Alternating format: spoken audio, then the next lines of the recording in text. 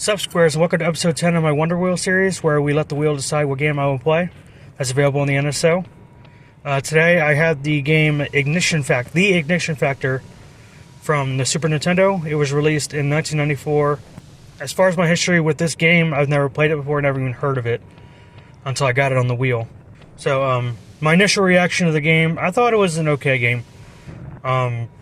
It's just one of those, it's kind of like Pokemon Puzzle League. You basically got to figure out, exactly what to do as far as navigating your way through each mission. You go through each room, try to figure out what fires you need to put out, and what people to save, and what equipment you need for each level.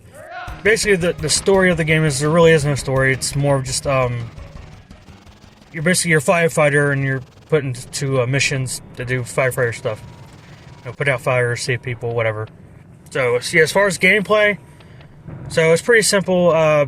You obviously use your control stick to move around, and then you have two items available to you on your A slot and your B slot, whether it's an axe, a rope, a certain fire extinguisher for certain fires, like a chemical fire, electrical fire, or just a standard fire.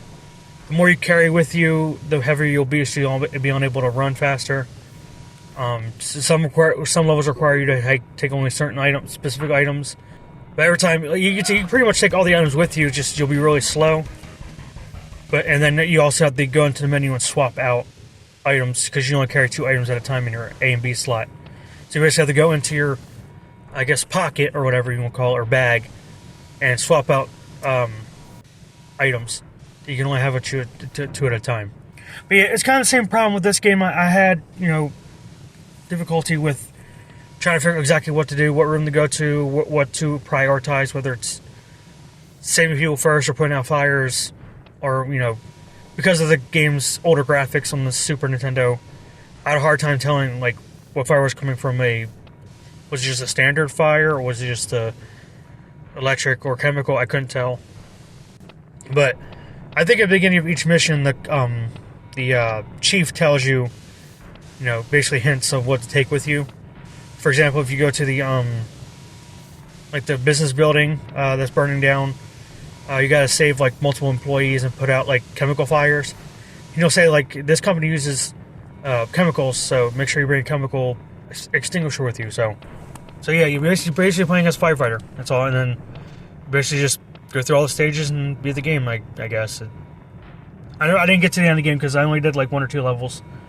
And I just had a hard time with it. I had a hard time understanding exactly what to do, in what order. And, at least in my opinion, the game wasn't that great anyway.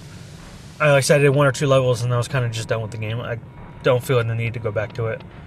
Difficulty, I guess, at least in my opinion, I think the game is a little tad difficult. Again, just because it's kind of hard to tell exactly what you need to do in what order. So the game doesn't really spell it out to you. You kind of just have to figure it out like a puzzle. Essentially. Replay value. I don't think there's much replay value to this game. You beat every single level and then be done with the game, I guess. As far as a verdict out of 10, I'll give it a 7. I don't think it's a bad game per se. I think it's just more difficult for me. I think somebody maybe who is a little smarter with puzzles and can figure things out and more problem solving skills than I do might have a better time with this game. And ranking, I'll give it a C. Put it in C. Like, comment, subscribe, share, and stay square.